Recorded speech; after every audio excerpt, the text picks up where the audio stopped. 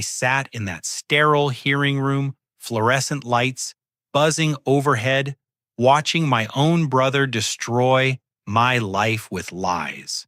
Marcus stood at the witness table, his voice steady and confident, as he told the three-judge panel that I had been illegally practicing law without a license. My parents sat in the gallery behind him, nodding in agreement with every word. The presiding judge, a woman with silver hair and sharp eyes, opened my thick file and began reading. Then something strange happened. She stopped breathing for a moment, looked up at me with recognition dawning in her expression, and said words that would change everything that day. The nightmare started 6 months earlier when I walked across that graduation stage at UCLA Law School. I still remember the weight of my diploma in my hands, the culmination of 7 years of grinding work that began when I was 21 and laying concrete for 12 hours a day. Most people don't know that story. They see the expensive suit I wear to court now and assume I came from money. But the truth is, I spent 3 years mixing cement and pouring driveways just to save enough for community college tuition. My family never believed I could do it. When I scored high enough on my practice LSATs to transfer from community college to a 4-year university, my mother, Angela, just shook her head and said I was setting myself up for disappointment. My father, Robert, who worked as a mechanic for 30 years, told me that people like us don't become lawyers. But it was Marcus who hurt the most. My older brother, the golden child, who built a successful consulting business, by age 25 would laugh whenever I mentioned my law school plans at family dinners. "Come on, Brendan," he'd say, cutting into his steak while our parents watched approvingly. "You barely graduated high school. Law school is for people who actually read books." The table would fall silent, and I'd feel that familiar knot in my stomach that had been there since childhood whenever Marcus decided to remind everyone of my academic struggles. But I proved them wrong. I graduated magna cum laude from USC and scored in the 95th percentile on the California bar exam. When I called to share the news that I'd passed, my mother's response was a hesitant, "That's nice, honey," followed by an uncomfortable pause. Marcus congratulated me, but I could hear the disbelief in his voice, like he was waiting for me to admit it was all an elaborate joke. The real trouble started when I landed my position at Hartwell, Singh & Associates, one of Los Angeles' most prestigious criminal defense firms. The managing partner, Jennifer Hartwell, had personally recruited me after seeing my law review article on Fourth Amendment protections in digital searches. Within 6 months, I was handling major felony cases and earning more money than anyone in my family had ever imagined possible. That should have been a celebration, but instead it became a source of suspicion. At my nephew's birthday party last November, Marcus cornered me by the dessert table and started interrogating me about my work. He wanted to know how much I was really making, whether the firm was legitimate, and if I was sure I understood what I was doing. When I showed him photos from a courtroom victory celebration with my colleagues, he studied them like he was looking for evidence of forgery. "It just doesn't add up," he told our cousin Danny that night, loud enough for me to overhear. 3 years ago, he was spreading asphalt. Now he's supposedly some hotshot lawyer. Something's not right about this whole thing. The whispers started small, but grew louder with each family gathering. My parents began asking strange questions about my cases, wanting to know specific details about legal procedures that seemed designed to trip me up. When I won my first major case last January defending a small business owner against tax fraud charges, Marcus's reaction wasn't congratulations but increased scrutiny. "Show me the court documents," he demanded when I mentioned the victory at Sunday dinner. "I want to see proof that you actually argued this case yourself." I brought the paperwork the following week, thinking it would finally convince him. Instead, Marcus spent an hour examining every page with a magnifying glass, looking for signs that I had somehow fabricated the evidence of my success. When he couldn't find any obvious problems, he shifted tactics. "These could be fake," he announced to the table. "Anyone with a computer and a printer could make documents that look official. I bet if we called the courthouse, they'd have no record of any case with Brendan's name on it." That's when I should have walked away. Instead, I made the mistake of trying to prove myself further. I invited Marcus to attend one of my court appearances, thinking that seeing me in action would finally convince him I was legitimate. He agreed, but when the day came, he spent the entire proceeding taking notes and photos like he was gathering evidence for some future expose. Afterward, instead of admitting he was wrong, Marcus became more convinced than ever that I was running some kind of elaborate scam. He started researching my law school, my bar exam results, and even my undergraduate transcripts, claiming he was just trying to protect the family from whatever scheme I was obviously orchestrating. The breaking point came in March, when Marcus hired a private investigator named Sullivan to look into my background. I only found out about it when Sullivan called my law school's registrar office, claiming to be conducting a routine employment verification. The registrar was confused because my firm had already verified my credentials months earlier, so she called me directly to ask what was going on. When I confronted Marcus about hiring an investigator, he didn't even try to deny it. We were standing in our parents' driveway after another tense Sunday dinner, and he looked me straight in the eye and said, "If you're legitimate, you have nothing to worry about. But if you're lying about any of this, I'm going to expose you before you embarrass this family any further." "Marcus, this is insane," I told him, my voice rising despite my efforts to stay calm. "I'm your brother. Why would you think I'm lying about being a lawyer?" "Because it's impossible," he shot back. "You were barely functional in high school.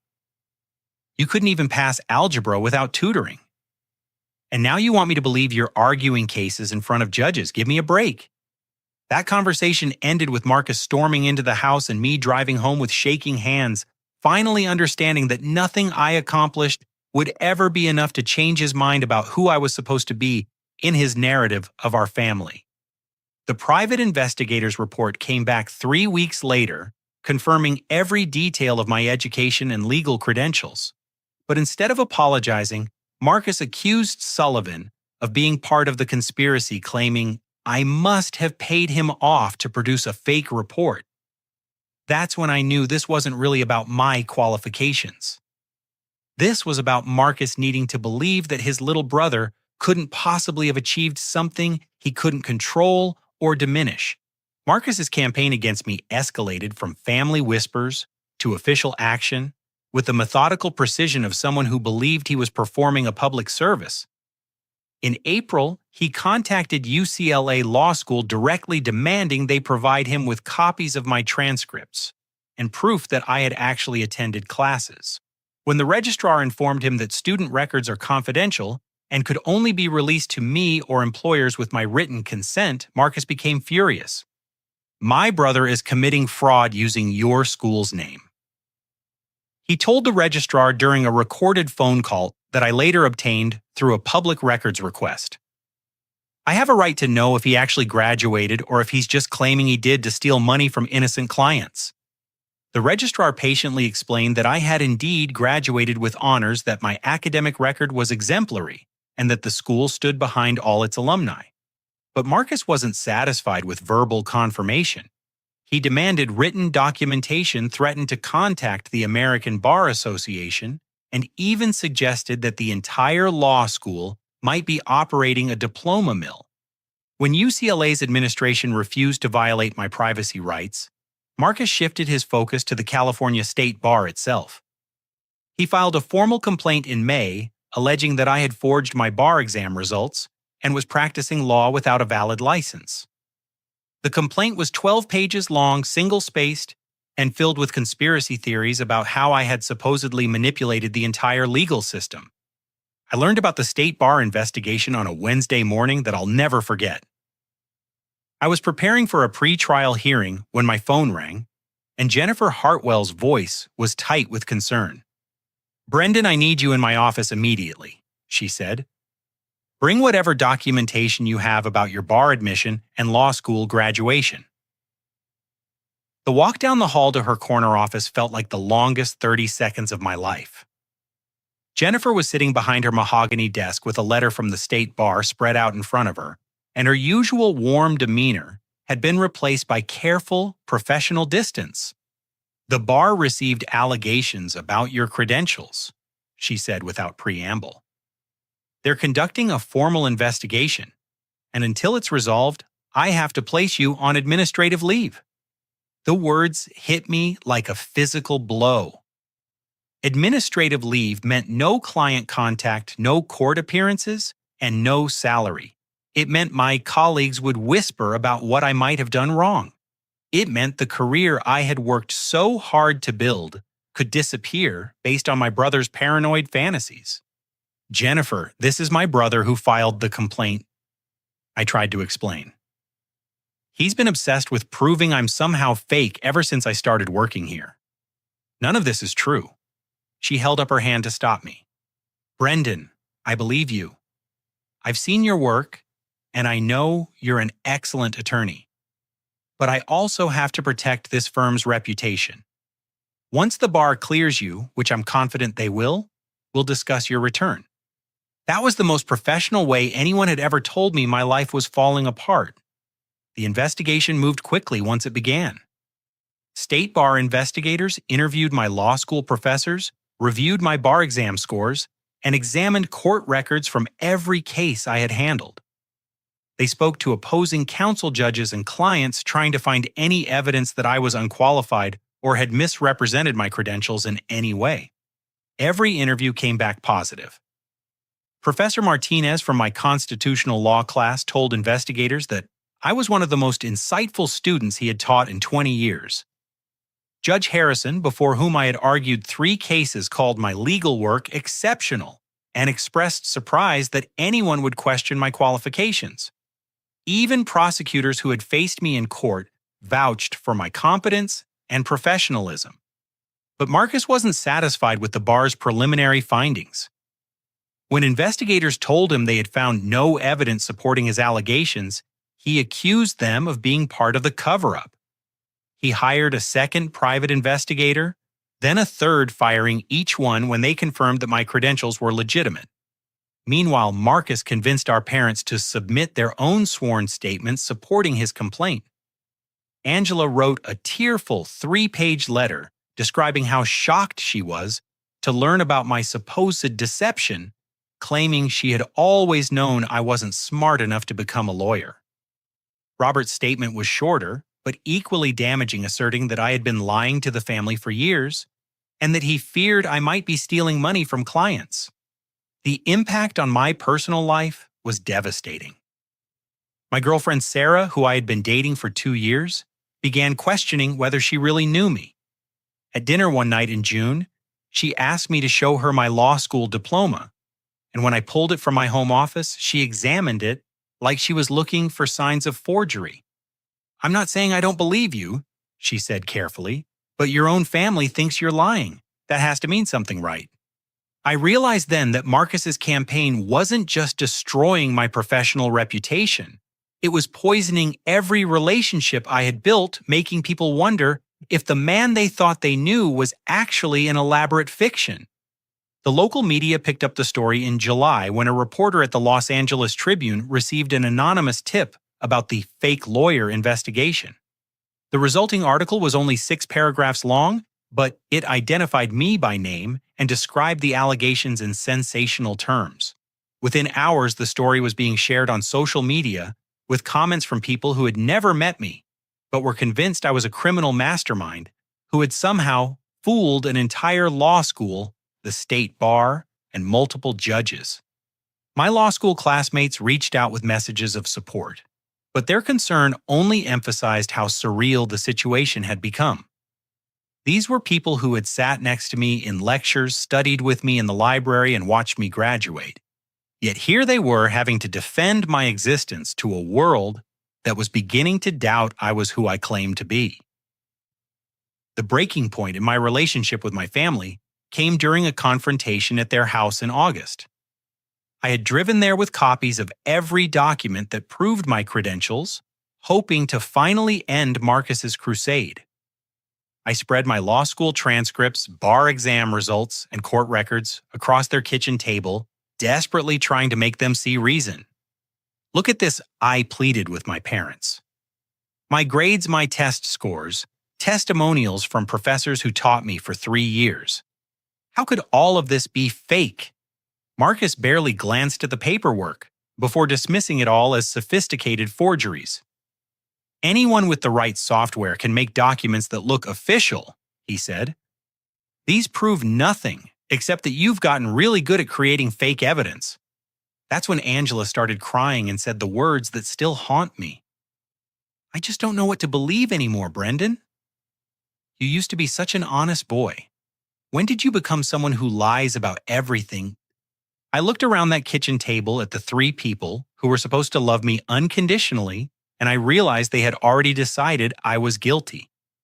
No amount of evidence would change their minds because admitting they were wrong would mean confronting the uncomfortable truth that they had never really believed in me in the first place. The final twist came when I discovered Marcus had been recording our conversations during family visits. I only learned about it when he submitted edited versions of those recordings to the state bar as additional evidence of my supposed guilt. The edited clips made it sound like I was admitting to fraud when in reality, I had been expressing frustration about being falsely accused. In one recording, Marcus had asked me, "Don't you think it's time to come clean about all this?" My response was, "I can't keep living this lie," referring to the lie that I was somehow an imposter in my own life. But Marcus edited out his question, making it sound like I was confessing to being a fraud. When the state bar received those manipulated recordings in September, they scheduled a formal disciplinary hearing for October 15th. I would have to sit before a 3-judge panel and defend not just my credentials, but my entire identity against the testimony of my own family members who seemed determined to destroy me. October 15th dawned gray and cold, with the kind of Los Angeles drizzle that makes everything feel ominous. I arrived at the state bar building downtown 2 hours early, unable to sleep, and desperate to review my defense materials one more time. The imposing glass structure seemed to loom over me as I sat in my car, watching other attorneys enter with the confident stride of people who belonged in that world. I wondered if I would still be one of them by the end of the day.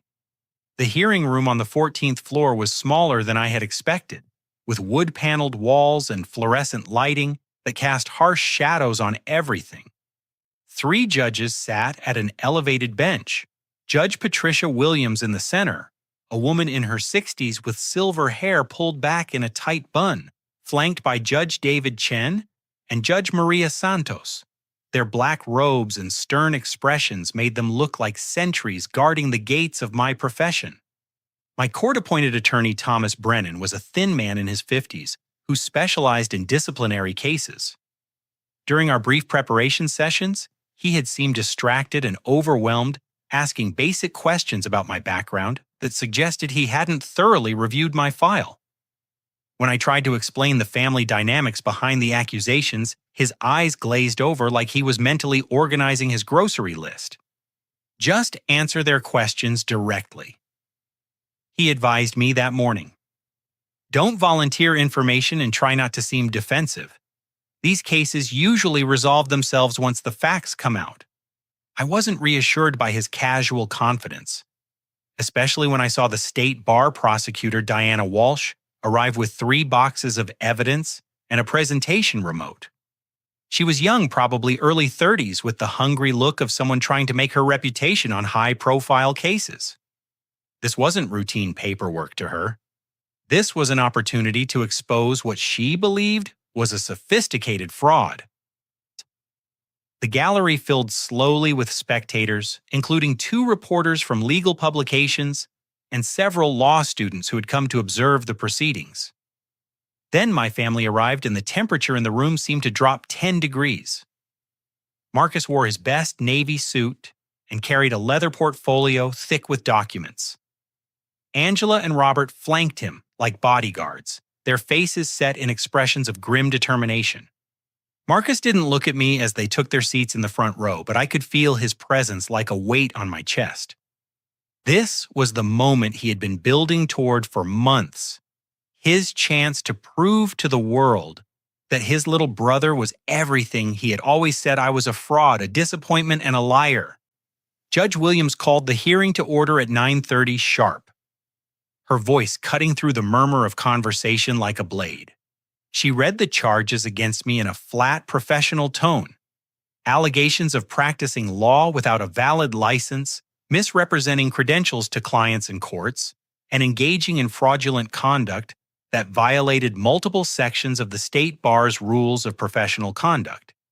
Diana Walsh opened with a presentation that would have been impressive if it hadn't been built on lies. She displayed a timeline of my supposed deception, complete with charts and graphs that made my legitimate career look like an elaborate criminal enterprise. According to her theory, I had been systematically fooling everyone from law school admissions officers to superior court judges for over 4 years. The evidence will show, she announced to the panel, that the respondent has built his entire professional identity on fabricated credentials and forged documents.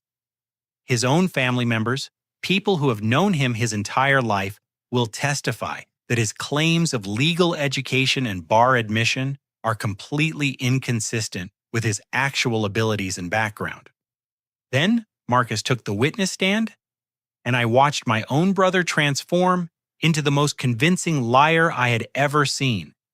He spoke with calm authority about my academic struggles, my limited intellectual capabilities, and his growing suspicions about my supposed legal career. He presented his timeline of red flags from my sudden transformation from construction worker to law student to my allegedly impossible success at a prestigious firm. Your Honor, Marcus said, looking directly at Judge Williams. I've known my brother for 28 years. I've seen him struggle with basic math, watched him fail multiple classes in high school, and witnessed his complete lack of interest in reading or intellectual pursuits. The idea that this same person could graduate from law school, pass the bar exam, and handle complex criminal cases is simply not credible. He pulled out printed screenshots of my law firm's website, pointing to my professional photo and biography like they were evidence of a crime. This whole persona is a fiction, he continued. He's created this elaborate story about academic achievement and legal success, but it's all built on lies. I believe he's been impersonating a licensed attorney and potentially stealing money from clients who think they're hiring a qualified lawyer. The recording equipment played the edited conversations Marcus had secretly captured, and in the context of the hearing room, they sounded damning. My voice filled the space, seemingly admitting to living a lie and expressing frustration about keeping up a deception. Without the full context of our conversations, the recordings made me sound like a guilty man finally cracking under pressure. During cross-examination, Thomas Brennan asked a few weak questions about Marcus's motives for investigating me, but he failed to challenge the credibility of the recordings or expose the suspicious timing of Marcus's sudden concern about my career. When Marcus mentioned hiring private investigators, Brennan didn't ask why those investigators had confirmed my credentials or why Marcus had fired them when they didn't find evidence of fraud. Angela testified next, and her tears seemed genuine as she described her shock and disappointment at learning about my supposed deception. She painted a picture of a troubled young man who had always exaggerated his accomplishments and who she now believed had finally taken his lies too far. I blamed myself, she said, dabbing at her eyes with a tissue. I thought maybe if I had been a better mother, if I'd pushed him harder in school, he wouldn't have felt the need to create these fantasies about being successful. But when I saw how elaborate his lies had become, how many people he was fooling, I knew I had to speak up. The state bar prosecutor played excerpts from my parents' written statements, highlighting their assertions that I lacked the intelligence and education necessary to become a lawyer. Robert's statement was read aloud in his own words. Brendan has always been a dreamer who lived in fantasy worlds. We should have seen the signs earlier that he was capable of this kind of elaborate deception. By lunch break, the case against me looked overwhelming. 3 family members had testified under oath that I was a fraud supported by recordings that seemed to capture me admitting to deception. The prosecutor had presented what appeared to be a clear pattern of misrepresentation stretching back years. I ate a sandwich in the courthouse cafeteria, but the food tasted like sawdust in my mouth. Thomas Brennan tried to reassure me that the afternoon would go better when we presented my documentation and character witnesses, but his confidence seemed forced. At the next table, 2 law students were discussing my case, speculating about how I had managed to fool so many people for so long. "It's actually kind of brilliant," one of them said. He must have studied real lawyers to learn how to act like one. The guy's basically a method actor who convinced everyone he was playing himself. I excused myself and spent the rest of lunch break in a bathroom stall, trying to compose myself for the afternoon session that would determine whether I had any future in the profession I had worked so hard to enter. When court reconvened at 1:15, Judge Williams looked tired, like she was already mentally writing the order that would end my career. Judge Chen was reviewing documents with the focused attention of someone looking for any detail that might support the prosecution's case. Judge Santos seemed sympathetic but confused, occasionally glancing at me like she was trying to solve a puzzle. The prosecutor's final witness was a handwriting expert who had analyzed my law school transcripts and bar exam results, looking for signs of forgery or alteration. His testimony was technical and boring, but his conclusion was clear. While he couldn't prove the documents were fake, he also couldn't definitively verify their authenticity given the sophisticated technology available for document creation. In my professional opinion, he said these documents could be genuine, but they could also be very high-quality reproductions created by someone with access to the right equipment and templates. That testimony felt like the final nail in my coffin. Even my legitimate credentials were being treated as suspicious, viewed through the lens of Marcus's accusations rather than evaluated on their own merit. I looked at the 3 judges and saw doubt in their eyes, the reasonable uncertainty that would justify ending my career to protect the public from a potential fraud. But then something unexpected happened. Judge Williams opened my complete file, the one containing all my case records and court appearances, and her expression changed. She studied a photograph clipped to the inside cover, then looked at me with recognition dawning in her eyes. Her hand stopped moving across the page, and for a long moment the entire courtroom held its breath. "Mr. Eduardo," she said slowly, using the wrong name but clearly recognizing someone. "You argued before me last year, the Fitzgerald case." The prosecutor stopped mid-sentence in her closing argument. Marcus's confident expression faltered. The entire room focused on Judge Williams as she continued to study my file with increasing intensity. I called it the most brilliant defense I had seen in 30 years. She said, her voice carrying a note of confusion that would change everything. "Why is your family claiming you're not a licensed attorney?" The silence that followed Judge Williams's words was deafening. I watched Marcus's face drain of color as he processed what the judge had just said. His confident posture crumpled like a house of cards, and for the first time since this nightmare began, I saw genuine fear in his eyes. The prosecutor, Diana Walsh, looked like someone had just told her the earth was actually flat, blinking rapidly as she tried to reconcile this unexpected development with her carefully constructed case. Judge Williams set down my file and removed her reading glasses, studying my face with the intensity of someone trying to solve a complex puzzle.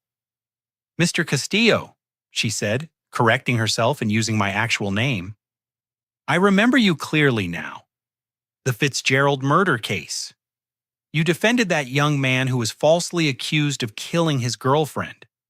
Your opening statement was masterful, and your cross-examination of the prosecution's key witness completely dismantled their case."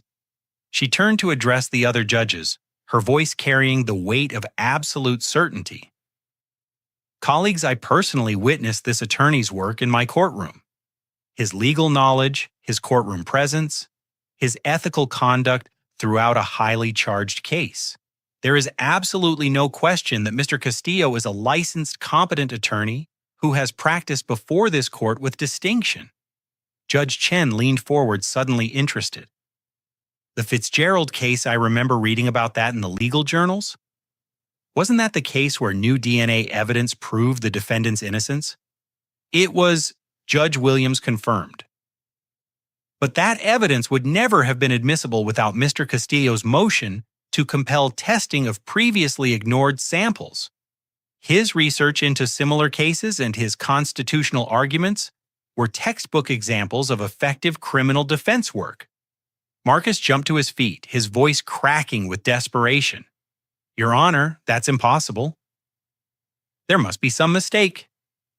Maybe my brother was impersonating someone else? Or maybe he hired another lawyer to argue the case while he pretended to be in court. He could never have handled a murder case. He barely graduated high school." Judge Williams fixed Marcus with a stare that could have frozen lava. "Mr. Castillo, I am looking at the man who stood before my bench and delivered one of the most compelling closing arguments I have heard in 30 years of judicial service. There is no possibility of mistaken identity. I remember his face, his voice, and most importantly, his exceptional legal work." She gestured to the court clerk. "Please bring me the complete file from People v. Fitzgerald case number BA4567892. I want the video recordings of Mr. Castillo's arguments played for this panel." The 15-minute recess that followed felt like the longest quarter hour of my life. Court staff scrambled to locate the Fitzgerald case files while the gallery buzzed with confused whispers. I could see reporters frantically texting their editors, trying to figure out how to rewrite the story they thought they were covering. Sarah, who had arrived during the lunch break to support me, squeezed my hand with tears in her eyes. "I never doubted you," she whispered, though we both knew that wasn't entirely true. "I'm so sorry I let them make me question what I knew about you."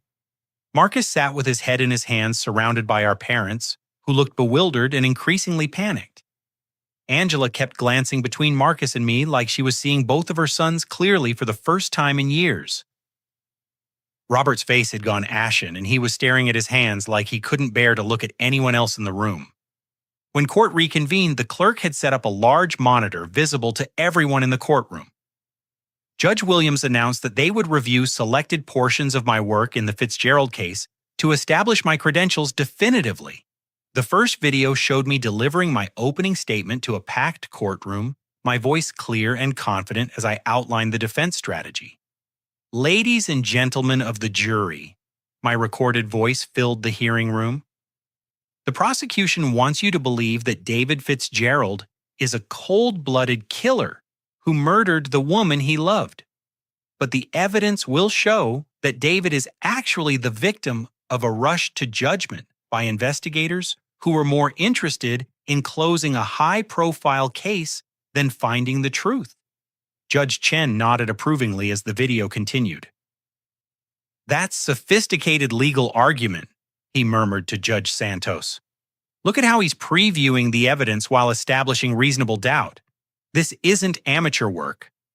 The second video showed my cross-examination of the prosecution's star witness, a supposed eyewitness whose testimony I had systematically destroyed through careful questioning that revealed inconsistencies in his story and his motivation to lie. My technique was methodical and professional, building to a climactic moment, where the witness finally admitted he hadn't actually seen anything and had invented his testimony to avoid drug charges. "Mr. Patterson," my recorded voice asked, "isn't it true that you told police you saw my client at the scene only after Detective Morrison promised to help you avoid prosecution for possession of methamphetamine with intent to distribute?" The witness's breakdown on video was complete and devastating. Marcus watched his entire worldview collapse as the recordings proved beyond any doubt that I was not only a legitimate attorney, but an exceptionally skilled one. The final video was my closing argument, which Judge Williams had called brilliant. I watched myself pace before the jury, weaving together evidence and legal precedent into a compelling narrative that had ultimately freed an innocent man. "The prosecution has asked you to convict David Fitzgerald based on suspicion, circumstantial evidence, and the false testimony of a witness who admitted on this stand that he lied to avoid his own criminal charges.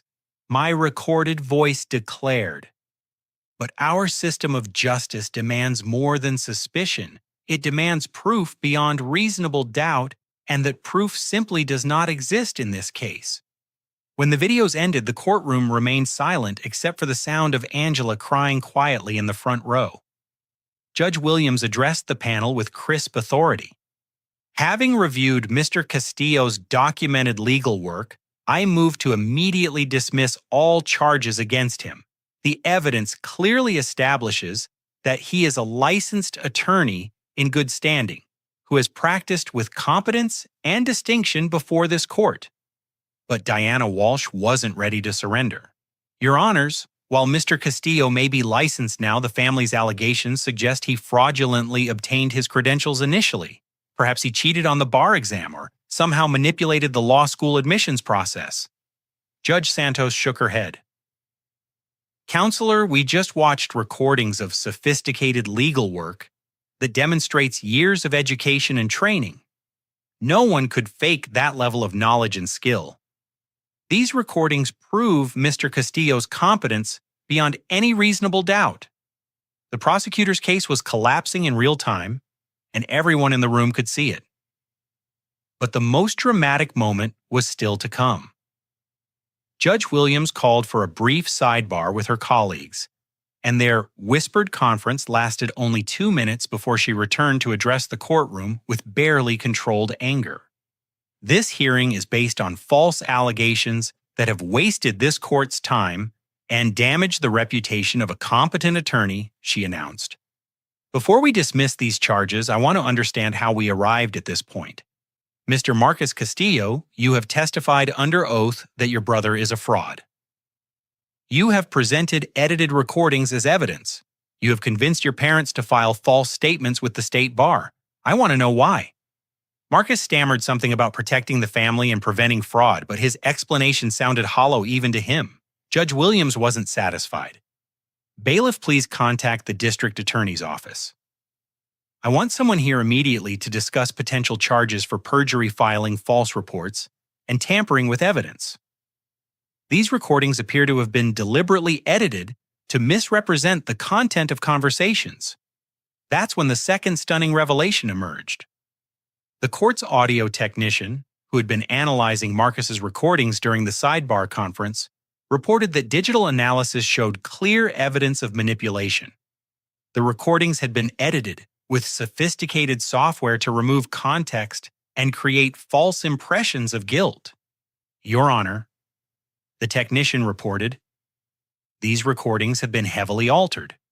Portions have been deleted, segments have been rearranged, and in at least 2 instances, words have been digitally spliced together to create statements that never actually occurred. Marcus's face went white as the full implications hit him. He wasn't just wrong about my credentials. He was facing potential felony charges for evidence tampering and filing false reports. The family crusade that had consumed his life for months was about to destroy his own future instead of mine. Judge Williams ordered an immediate investigation into Marcus's conduct, including his hiring of multiple private investigators and his campaign to spread false information about my professional credentials. She also ordered the state bar to examine whether Marcus had committed crimes that warranted referral to federal authorities for prosecution. The hearing that had begun with my career hanging in the balance had become Marcus's day of reckoning. As bailiffs prepared to take him into custody for questioning, he finally looked at me across the courtroom with something that might have been regret. I just couldn't believe it, he said, his voice breaking. I couldn't believe you had actually done something I couldn't do. The investigation into Marcus's conduct moved with the swift efficiency of a system finally focused on actual misconduct rather than fabricated allegations. Within hours of Judge Williams's order, state bar investigators were examining Marcus's phone records, financial transactions, and communications with the private investigators he had hired. What they discovered painted a picture of obsession and deception that went far beyond family jealousy. The first breakthrough came when investigators analyzed the complete audio files from Marcus's recordings. The original, unedited conversations revealed the true context of every statement he had manipulated. In one recording, when Marcus asked if I was tired of living a lie, my complete response was, "I'm tired of living the lie that I have to prove myself to you constantly. I'm tired of pretending that your approval matters more than the truth about what I've accomplished." Marcus had edited out everything except, "I'm tired of living the lie," making it sound like a confession of fraud rather than an expression of frustration about his constant doubt. Similar manipulations appeared throughout the recordings, creating a false narrative of guilt from conversations that actually demonstrated my innocence and his paranoia. The second revelation was even more damning.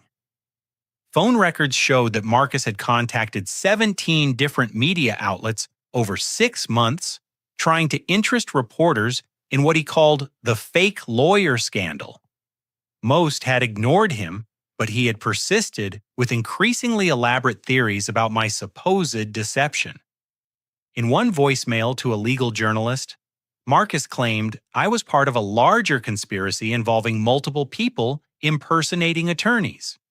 Bank records revealed that Marcus had spent over $40,000 investigating me, hiring 3 private investigators, and paying for digital forensics analysis of my law school records. When the first investigator, Robert Sullivan, confirmed that my credentials were legitimate, Marcus fired him and demanded a refund. When the second investigator reached the same conclusion, Marcus accused him of being bribed and threatened to report him to state licensing authorities. The third investigator, Derek Hansen, had actually warned Marcus that his allegations appeared to be unfounded and that continuing to pursue them could expose him to legal liability. Marcus's response, captured in email exchanges obtained by state bar investigators, was to accuse Hansen of being part of the cover-up and to threaten him with a lawsuit for participating in fraud. But the most shocking discovery came when investigators examined Marcus's business practices. The consulting firm he had built his reputation on was revealed to be a sophisticated financial fraud scheme involving embezzlement from client accounts, falsified tax documents, and money laundering through offshore accounts. The very crimes he had accused me of committing were ones he had been perpetrating for years. IRS agents arrived at the courthouse before the day's session ended, carrying boxes of evidence and federal warrants for Marcus's arrest. Agent Patricia Coleman explained to Judge Williams that they had been investigating Marcus's business for 8 months as part of a larger investigation into corporate fraud schemes. His obsession with discrediting me had actually led investigators to examine his own activities, more closely revealing the criminal enterprise he had been running. Mr. Marcus Castillo has stolen approximately $2.3 million from his clients over the past 4 years, Agent Coleman reported. He created false investment accounts, forged financial statements, and used new client investments to pay returns to existing clients in a classic Ponzi scheme.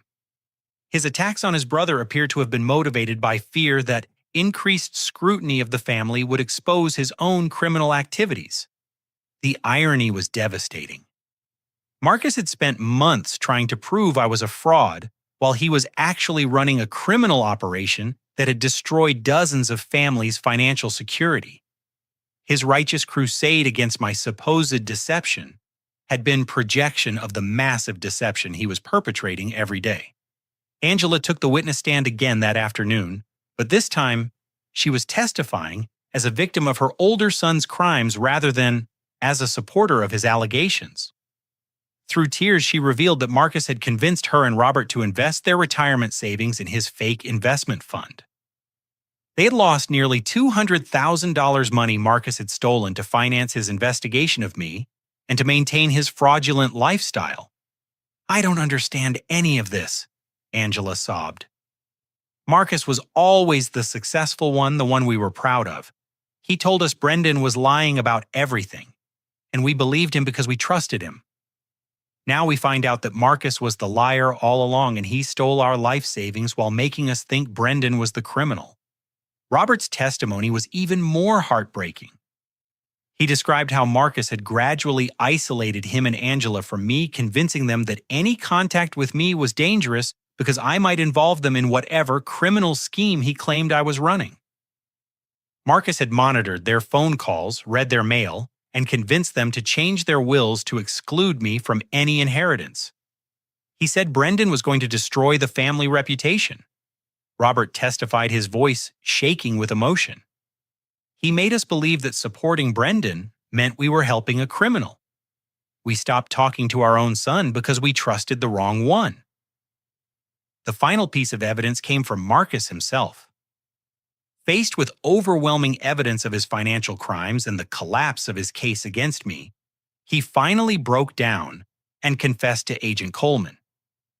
The confession played in open court revealed the depths of his jealousy and the elaborate lies he had constructed to justify his behavior. I couldn't stand that Brendan was actually successful.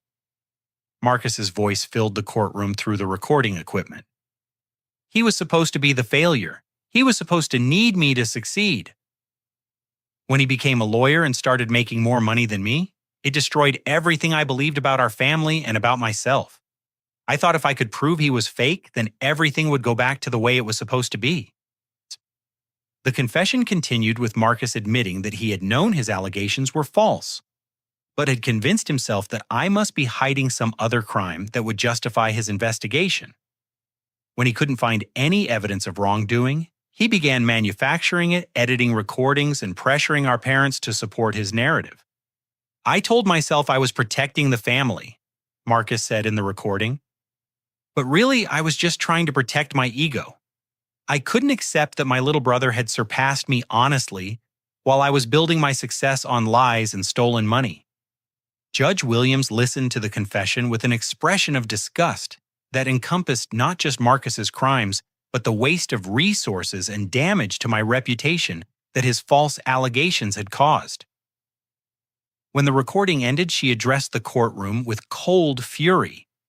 This case represents one of the most malicious abuses of the disciplinary process I have seen in 25 years on this bench, she declared. Mr. Brendan Castillo's reputation has been damaged by false allegations filed by a family member who was himself engaged in serious criminal conduct. This court apologizes to Mr. Castillo for the ordeal he has endured based on these fabricated charges.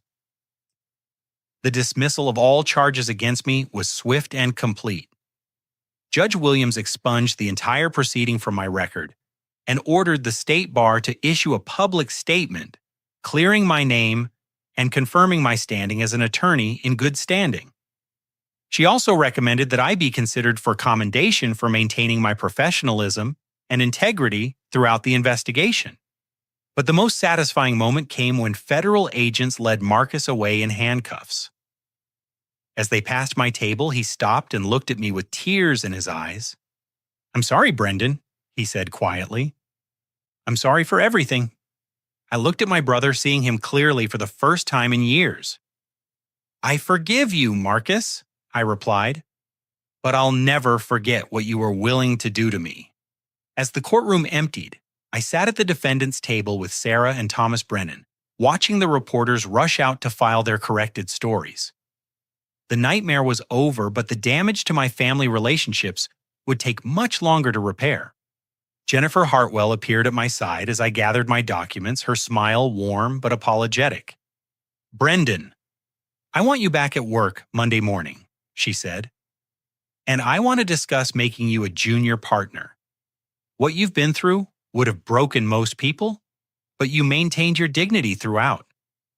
That's exactly the kind of character we want representing our firm." The vindication was sweet, but it was shadowed by the knowledge of how much pain Marcus's jealousy and criminal behavior had caused everyone he claimed to love.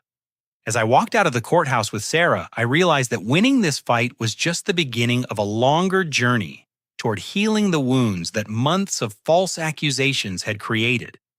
The aftermath of Marcus's arrest unfolded with the systematic precision of a justice system finally focused on actual crimes rather than fabricated allegations. Within 72 hours of his confession, federal prosecutors had filed a 37-count indictment charging him with wire fraud, money laundering, tax evasion, and conspiracy to commit financial crimes. The scope of his criminal enterprise was staggering, involving over 200 victims and spanning 4 states. Marcus's consulting business, which had been the foundation of his supposed success and the source of his arrogance toward me, collapsed overnight. Clients who had trusted him with their life savings discovered they had been funding a Ponzi scheme that used their investments to pay earlier investors while Marcus skimmed millions for personal use. The luxury cars, expensive watches, and upscale lifestyle that had impressed our parents were all purchased with stolen money. The media coverage shifted dramatically from the fake lawyer story to the much more compelling narrative of a successful businessman whose jealousy of his brother had exposed his own massive fraud. Legal journalists, who had initially covered my disciplinary hearing as a curiosity about credential fraud, now wrote extensive pieces about prosecutorial overreach and the dangers of accepting accusations without proper investigation. The Los Angeles Tribune, which had published the original article questioning my credentials, ran a front-page story with the headline, "Real Fraud Was the Accuser Brother's Jealousy Exposes $1 Million Scam." The article detailed Marcus's criminal activities and included quotes from Judge Williams praising my legal work and condemning the waste of judicial resources on fabricated charges. My law firm not only welcomed me back, but made me the centerpiece of their response to the scandal. Jennifer Hartwell called a press conference to announce my promotion to junior partner and to emphasize the firm's confidence in my abilities and character. She used the opportunity to highlight how I had maintained my professionalism throughout the ordeal, never lashing out at my accusers or compromising my ethical standards despite facing career destruction. "Brendan Castillo represents everything we value in the legal profession," Jennifer told the assembled reporters. His response to false accusations was to trust in the truth and work within the system to clear his name. That kind of integrity under pressure is exactly what our clients deserve from their legal representation. The State Bar went beyond simply clearing my record. They issued an unprecedented public apology for allowing the investigation to proceed as far as it did without more thoroughly examining the credibility of the accusations. Bar President Catherine Morrison personally called to express regret for the damage to my reputation and to invite me to join the organization's ethics committee. "Your experience highlights important flaws in our complaint investigation process," she explained during our conversation. "We want you to help us develop better procedures to prevent legitimate attorneys from being subjected to malicious or frivolous allegations in the future." The offer to serve on the ethics committee was both an honor and an opportunity for meaningful reform. I accepted knowing that my experience could help protect other attorneys from similar ordeals while also demonstrating the resilience and commitment to justice that had sustained me through the investigation. Marcus's criminal trial was scheduled for the following spring, but his financial empire continued crumbling through the winter months. Civil lawsuits from defrauded clients piled up faster than his court-appointed attorneys could process them. His assets were frozen, his business licenses revoked, and his professional reputation destroyed beyond any possibility of recovery. The most painful aspect of Marcus's downfall was its impact on our parents. Angela and Robert not only lost their retirement savings to his Ponzi scheme, but faced the humiliation of having supported his false accusations against me. The revelation that they had been manipulated by their criminal son while attacking their innocent son created a level of family trauma that would require years of healing. Angela entered therapy to process the guilt and confusion of having been deceived so completely by Marcus while doubting me without evidence. During one of our first conversations after the trial, she broke down completely. "I failed as a mother," she cried. "I believed the wrong son and hurt the innocent one." How do I live with that? How do you ever forgive me for what I did to you? The conversation took place in her living room, the same space where Marcus had convinced her to sign false statements about my character. Seeing her genuine anguish, I realized that she had been Marcus's victim, too manipulated by someone she trusted to betray someone she loved. Mom, Marcus spent months systematically convincing you I was dangerous, I told her. He used your love for this family and your fear of scandal to manipulate you into supporting his lies. You were deceived by an expert manipulator who happened to be your son. Robert's recovery was slower and more complicated. His blue-collar background had always made him suspicious of intellectual achievement, making Marcus's claims about my impossible success seem plausible. Learning that his successful businessman's son was actually a criminal, while his supposedly fraudulent son was legitimately accomplished, challenged fundamental assumptions about success and family that had guided his life for decades. The financial impact on my parents was severe but not devastating. I was able to help them recover some of their losses through restitution payments that would eventually come from Marcus's seized assets. More importantly, I began including them in my life again, inviting them to court proceedings where they could see me work, and gradually rebuilding their understanding of who I actually was. Sarah and I had emerged from the ordeal with a stronger relationship tested by external pressure, but ultimately strengthened by our commitment to each other. She had initially wavered when faced with my family's accusations, but her support during the hearing and her fierce defense of me afterward demonstrated the depth of her love and her growth in understanding manipulation tactics. I learned something important about myself during this whole nightmare. Mir, she told me one evening as we walked along the beach in Santa Monica. I'm stronger than I thought, but I'm also more susceptible to other people's opinions than I want to admit. I'll never let anyone make me doubt you again. We became engaged that Christmas in the same courthouse where my vindication had taken place. Judge Williams, who had become something of a mentor to me, performed the ceremony in her chambers with our closest friends and my reconciling family in attendance. The symbolism was powerful. A place where I had faced destruction had become the site of new beginnings. The most unexpected development was the establishment of the Castillo Legal Defense Fund, which I created to help other professionals facing false accusations from family members or personal acquaintances. The fund provided legal representation investigation services and emotional support for people dealing with malicious complaints designed to destroy their careers and reputations. The need for such services was greater than I had imagined. Within 6 months, the fund was handling 12 cases involving teachers, doctors, accountants, and other professionals whose success had inspired jealous family members or former friends to file false reports with licensing boards. Each case taught me something new about the psychology of betrayal and the importance of maintaining professional systems that could distinguish between legitimate concerns and personal vendettas. Marcus was sentenced to 8 years in federal prison and ordered to pay $4.7 million in restitution to his victims. His guilty plea spared everyone the trauma of a lengthy trial, but his allocution in court provided a final window into the mindset that had driven his destructive behavior. I convinced myself that my brother must be lying because I couldn't accept that he had achieved something honestly that I could only achieve through fraud, Marcus told the judge. I destroyed my family, hurt innocent people, and wasted the court's time because I couldn't face the truth about myself.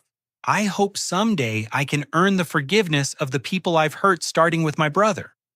The sentencing provided closure to the legal proceedings, but the deeper work of family healing was just beginning. I visited Marcus in prison 6 months after his sentencing, not to forgive him, but to understand how our family dynamics had contributed to his destructive jealousy and to begin the long process of rebuilding some form of relationship. The conversation was awkward and painful, but it was a beginning. Marcus was participating in therapy, and seemed genuinely committed to understanding and changing the patterns of thought that had led to his criminal behavior. Whether he would emerge from prison as someone capable of healthy family relationships remained to be seen, but I was willing to give him the opportunity to prove he could change. 2 years have passed since that October morning when I sat in a disciplinary hearing room watching my own family try to destroy my career with lies. The intervening time has brought healing growth and a deeper understanding of both the fragility and resilience of family bonds. As I write this sitting in my corner office at Hartwell Singh & Associates, I can see the framed letter from Judge Williams commending my conduct during the investigation, alongside photos from my wedding to Sarah and certificates recognizing my work with the Legal Defense Fund. The practice of law has taken on new meaning for me since surviving Marcus's false accusations. Every client I represent, every case I argue carries the weight of knowing how quickly a career can be threatened by malicious lies, and how important it is to maintain integrity when facing unjust attacks. The Fitzgerald case, which Judge Williams had cited as evidence of my competence, became the foundation for my growing reputation as a criminal defense attorney who understands what it means to be wrongly accused. My caseload now includes several high-profile cases involving professionals accused of misconduct by former colleagues or family members with personal motives. The experience of being falsely accused has given me unique insight into the psychology of both accusers and defendants, helping me build more effective defense strategies while maintaining empathy for all parties involved. The Legal Defense Fund has grown beyond my initial expectations, handling over 40 cases in its first 2 years and achieving favorable outcomes in 36 of them. We've helped teachers falsely accused of inappropriate conduct by vindictive students, doctors, targeted by malpractice claims from family members seeking financial gain, and accountants facing ethics violations filed by business partners in disputed divorces. Each case reinforces the same fundamental truth: success and achievement often inspire jealousy that can manifest as destructive behavior from people who should be sources of support. The fund's work isn't just about legal defense, it's about helping victims understand the psychological dynamics of their situations and develop strategies for rebuilding their professional and personal relationships. Angela and Robert have become two of my strongest supporters. Their guilt about their initial doubt transformed into fierce pride in my achievements and advocacy for others facing similar ordeals. They attend Legal Defense Fund events as volunteer speakers, sharing their experience of being manipulated into supporting false accusations and encouraging other families to resist similar pressure. I want other parents to learn from our mistakes. Angela told an audience of lawyers and judges at last year's fund gala, "We let jealousy and manipulation poison our judgment about our own son. We're spending the rest of our lives making up for that failure, and we want to help other families avoid the pain we caused ourselves." Their recovery of stolen assets from Marcus's criminal activities was slow but ultimately successful. Federal prosecutors were able to trace most of the money he had stolen, and restitution payments have gradually restored their financial security. More importantly, their understanding of how they were victimized has helped them rebuild their relationship with me based on genuine knowledge of who I am rather than assumptions about who I was supposed to be. Sarah and I have built a marriage strengthened by the trials we weathered before our wedding. She has become an active participant in the Legal Defense Fund's work, using her background in psychology to develop support programs for family members affected by false accusation cases. Her initial doubt about my innocence, which once felt like betrayal, has become a source of strength as she helps other spouses and partners navigate similar situations. I learned that love means believing in someone's character even when external pressure makes doubt seem reasonable. She reflected during a recent interview for a legal journal article about the fund's work. "The people we love deserve our trust, especially when others are trying to destroy it. Marcus served 2.5 years of his 8-year sentence before being released to a halfway house for good behavior and participation in rehabilitation programs. His transformation during incarceration was genuine, but incomplete, marked by sincere remorse, but also ongoing struggle with the narcissistic patterns that had driven his criminal behavior. Our first meeting after his release was emotionally charged but ultimately productive. He had used his time in prison to complete a bachelor's degree and earn certification as a financial fraud counselor, planning to dedicate his life to helping others avoid the mistakes he had made. His apology was specific and complete, acknowledging not just his crimes but the deeper patterns of jealousy and need for control that had motivated them. I spent my whole life believing that your success somehow diminished mine, Marcus told me during that conversation. I couldn't see that there was room for both of us to achieve different things in different ways. I hope I can spend the rest of my life proving that I've learned better. The process of rebuilding our relationship will take years and may never fully restore the brotherhood we lost. But I've chosen to give Marcus the opportunity to prove he can change, partly because forgiveness is important for my own healing, and partly because our family needs to model the possibility of redemption for our children who will inherit the consequences of our choices. Judge Williams has become an informal mentor, meeting with me quarterly to discuss my cases and my work with the Legal Defense Fund. Her recognition of my work in her courtroom during the Fitzgerald case was the turning point that saved my career, and her continued support has opened doors throughout the California legal community. You've taken a terrible experience and transformed it into a force for justice, she told me during our most recent conversation. That's the mark of someone who understands that personal trials can become sources of strength for helping others. The fund has also become a platform for advocating systemic reforms to professional licensing and disciplinary processes. We've worked with state bar associations, medical boards, and teaching credential committees to develop better procedures for investigating accusations that may be motivated by personal animus rather than legitimate professional concerns. Our recommendations include requirements for investigators to examine the relationship between accusers and accused professionals' standards for evaluating the credibility of family member complaints and protection procedures for professionals whose careers are threatened by malicious allegations. Several states have adopted modified versions of our proposed reforms, creating safeguards that should prevent others from enduring what I experienced. The most meaningful recognition came last month when the American Bar Association presented me with their Young Lawyer Public Service Award for my work with the Defense Fund. The ceremony was attended by judges, attorneys, and clients whose lives had been affected by our work, creating a community of people committed to protecting professional integrity while maintaining accountability. Standing at the podium to accept the award, I thought about that October morning when Marcus's lies had seemed destined to destroy everything I had worked to build. The journey from that moment of despair to this recognition of service had taught me lessons about resilience, family, and justice that no law school could have provided. Every professional who faces false accusations, I told the audience, needs to know that maintaining integrity under pressure isn't just about surviving the immediate crisis. It's about building the character and reputation that will ultimately prove stronger than any lie. As I conclude this story, I want to share the most important lessons I've learned from this experience. First, success often inspires jealousy, even from family members who should celebrate your achievements.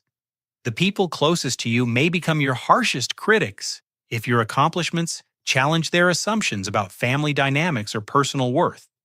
Second, maintaining integrity during false accusations requires patience, faith in truth, and support from people who know your character.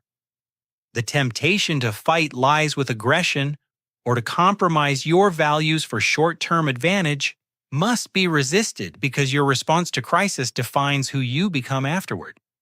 Third, families can survive even devastating betrayals if all parties commit to honest self-examination and genuine change. Forgiveness doesn't require forgetting, but it does require choosing hope over bitterness and growth over revenge. Finally, personal trials can become sources of strength for helping others if we choose to transform our pain into purpose. The worst experiences of our lives can become the foundation for our most meaningful contributions if we maintain perspective and commitment to service. I think about these lessons every day as I practice law work with the Defense Fund and build my marriage and family relationships. The boy who laid concrete to pay for college and the young lawyer who nearly lost everything to his brother's lies have both contributed to who I am now, someone who understands that integrity is tested not by easy success, but by how we respond when everything we've built is threatened by forces beyond our control. The truth will eventually emerge, but only if we have the courage to maintain our principles while we wait for justice. That courage isn't something we're born with. It's something we develop through practice, support, and faith that doing the right thing ultimately leads to the right outcomes, even when the path is longer and more difficult than we expected. Have you ever faced a situation where family members doubted your achievements or success? How did you handle their skepticism? And what would you do differently if you could go back? I'd love to hear your experiences in the comments below, because understanding how families navigate success and jealousy can help all of us build stronger, more supportive relationships. If this story resonated with you, please like this video and subscribe to hear more accounts of overcoming family challenges and professional obstacles. Share it with anyone who might be dealing with similar situations, because sometimes knowing that others have survived and thrived after betrayal can provide the hope needed to keep moving forward. Thank you for joining me on this journey through one of the most difficult periods of my life. I hope my experience can help you navigate your own challenges with greater wisdom and confidence, knowing that integrity and perseverance ultimately triumph over lies and jealousy, even when the victory takes longer than we hope. Remember that your worth isn't determined by others' ability to believe in you, but by your commitment to becoming the person you're meant to be, regardless of the obstacles placed in your path. Keep building, keep growing, and keep believing in the power of truth to eventually overcome any deception.